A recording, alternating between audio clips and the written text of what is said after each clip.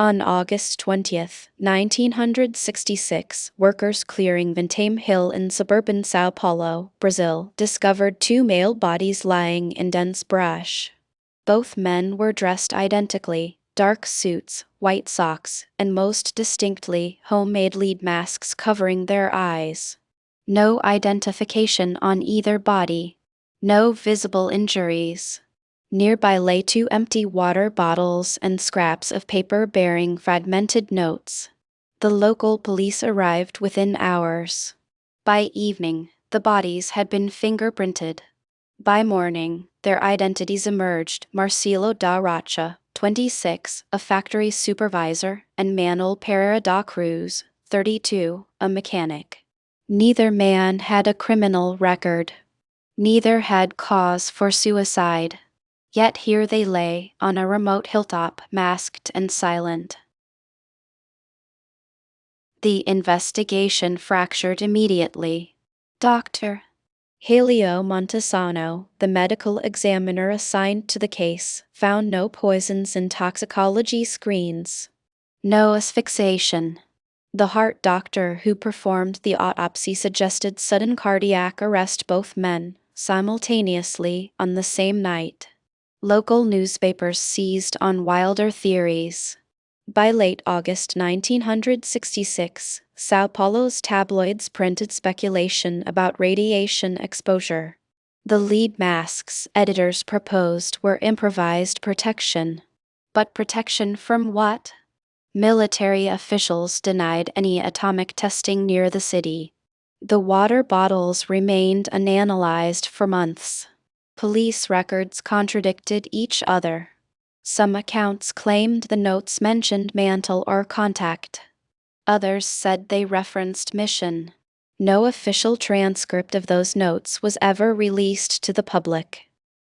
By September 1966, three separate theories had calcified in competing jurisdictions.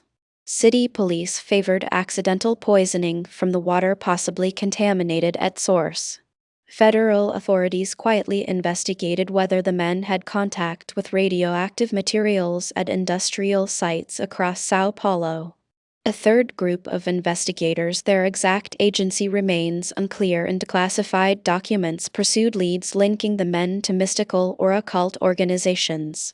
The lead masks acquired new meaning with each theory: protective equipment, ceremonial objects, evidence of delusion. The men's families refused to comment. Their employers claimed no knowledge of evening activities. And the notes themselves vanished into police archives, never photographed, never publicly transcribed. The case file was officially closed in November 1966, exactly 72 days after discovery. Decades of investigation followed by decades of silence. Researchers who contacted the São Paulo police in the 1990s and 2000s were told the case was solved. Accidental death. No evidence of foul play. The lead masks were ruled non-significant improvised curiosities, perhaps connected to a shared paranoia or a private ritual neither man documented. Yet inconsistencies persist in the official record. The timing of both deaths within hours contradicts spontaneous poisoning curves. The sophistication of the masks lined with lead, precisely fitted, suggests planning, not impulse. And the notes remain unseen by independent analysis. In 2018, a Brazilian documentary team requested access to the case file. They were told the original documents had been archived and were unavailable for public viewing. The masks themselves are stored in a São Paulo police vault. No one currently employed by the department can explain why. The lead masks case remains unsolved not because evidence is absent, but because the evidence that exists cannot be reconciled. Two men died in identical manner on a hilltop near one of South America's largest cities. They wore protection against something. They left notes. They left questions. And 58 years of official explanation has only widened the gap between what we observe and what we're told to believe. The lead masks sit in darkness now, artifacts of a mystery that closed before it was ever truly opened. Vintém Hill has been developed since. Apartment blocks stand where the bodies lay.